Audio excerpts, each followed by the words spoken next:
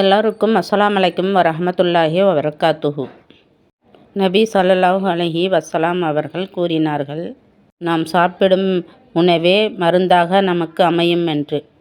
சத்து மிகுந்த ஜவ்வரிசியை சாப்பிட்டால் ஏற்படும் நன்மைகளை பற்றி பார்ப்போம். நாம் ஜவ்வரிசி சாப்பிட்டால் உடலில் உள்ள சிவப்பு அணுக்கள் அதிகரிக்க உதவுகிறது. உடல் நலம் சரியில்லாதவர்கள் சாப்பிட்டால் உடலில் ஆற்றலையும் செரிமான சக்தியும் வழங்குகிறது.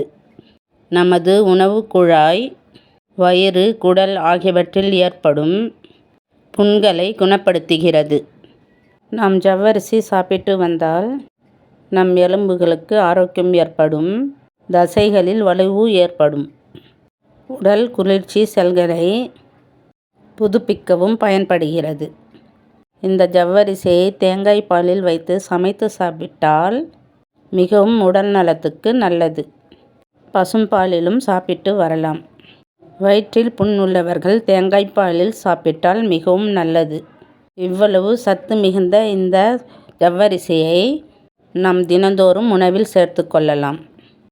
பசும்பாலிலும் பாயாசம் மாதிரி செய்து சாப்பிட்டு வரலாம்.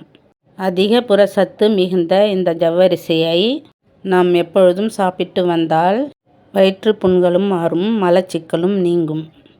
நாம் சாப்பிடும் உணவுகளே மிகவும் சக்தி மிகுந்த உணவு இந்த ஜவ்வரிசி தான். ஆகவே நாம் இந்த ஜவ்வரிசியை வீட்டில் அதிகமாக பயன்படுத்த வேண்டும். நாம் எப்பொழுதும் சாப்பிடும் உணவுகளே மருந்தாக அமையும்.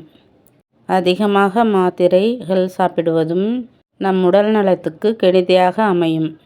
ஆகையால் நாம் எப்பொழுதும் அன்றாடம் உணவை மருந்தாக எடுத்துக்கொள்ள வேண்டும்.